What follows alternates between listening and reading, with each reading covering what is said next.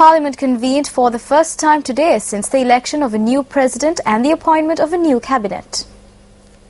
Today, seating commenced under the auspices of Speaker Chamal Rajapaksa.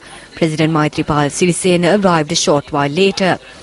Prime Minister Ranil Wickremesinghe and the group of MPs who previously took seats on the left wing of the Parliament were today seen seated on the right wing. Accordingly, President Maithripala Sirisena, the Prime Minister, Leader of the House and the Chief Government Whip took seats on the right side of the Speaker. Seating was arranged in order of seniority and leadership. The newly appointed opposition leader, Nimal Siripala de Silva, sat on the seat formerly held by Prime Minister Ranil Wickremesinghe. The front row seats on the left wing of the Parliament were taken by Chief Opposition Whip W.D.J. Seniviratne and other party leaders. This is not the journey of one individual. This is a collective journey that is being undertaken for the betterment of the country. The country is in a bad state today. We are now in the midst of a political and economic crisis.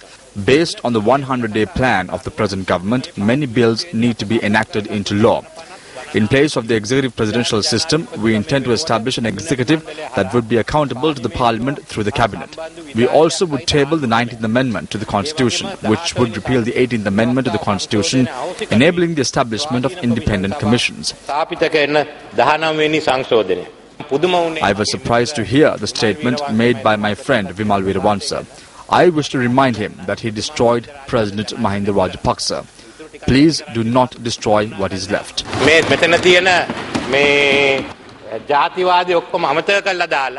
Let's cast aside communalism and try and solve the issues at hand.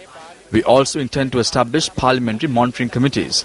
There are 2 proposals before the Parliament in this regard. We need to have a dialogue and come into a consensus over this. We have to establish independent non-cabinet ministers to head these committees. On the 29th of this month, an interim budget will be proposed. Our intention is to provide many concessions to the public. If the party leaders agree, we could hold a debate over this subsequently. We will also take action to eradicate corruption, and this House would be kept abreast of these developments in the coming 2 weeks.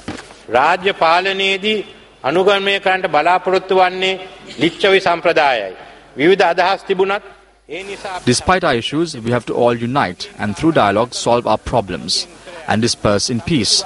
We have to govern the country through consensus and establish a good parliamentary tradition. We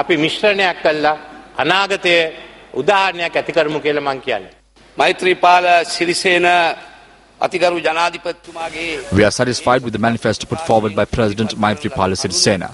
If the opposition is consulted regarding the 100-day program constantly and we are kept informed on the developments, we as the opposition will fully support it and there will not be any problems in the future. If there is injustice, we will voice our opposition as public representatives. Mr. Speaker, there is violence against our supporters prevalent today. I wish to close my remarks by urging everyone to engage in politics based on policies and not to carry out a mudslinging campaign. අපි අවතීර්ණ වෙමු කියලා යෝජනා කරමින් මගේ කතාව අවසන් කරනවා. මේ විධායක බලය අහෝසි කිරීමට මේ පාර්ලිමේන්තුව අපිට හැකියාවක් ලැබෙනවා නම් If we are able to abolish the executive presidency through this parliament, then it would be a unique achievement for this parliament in terms of constitutional amendment since 1978. Our faction will render our fullest support to any decisions made towards this end. People responsible for fraud, corruption and wastage must be brought before the law. This does not represent hatred, cruelty or revenge. It is justice and fairness. The people of this country are expecting it. There is now information that a conspiratorial attempt was made to hold on to power. Was there such an attempt? The Chief Justice was there too. The Chief Justice goes there to hear cases at night. Shouldn't the people be made aware of this? There were people there who should not have been there. How did this happen? If a treasonous conspiracy was being attempted, then the people must be made aware of it. An opposition that stifles parliament is pointless.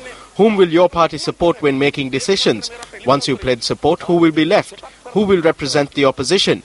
The Janatha Vimukti Peramuna will take a stand. We are not in the cabinet, we are not in the government, we represent the opposition in parliament. අපි cabinet මණ්ඩලයේ නේ, අපි ආණ්ඩුවේ නේ, අපි පාර්ලිමේන්තු විපක්ෂයි. මහජන එක්සත් පෙරමුණ මේ දින 100 වැඩසටහනට අපේ සහයෝගය අපි දෙනවා හොඳ දේ. The Mahajana Eksat Peramuna will extend its support to the 100-day program to achieve a positive end. Mistakes may have been committed by President Mahinda Rajapaksa and his government.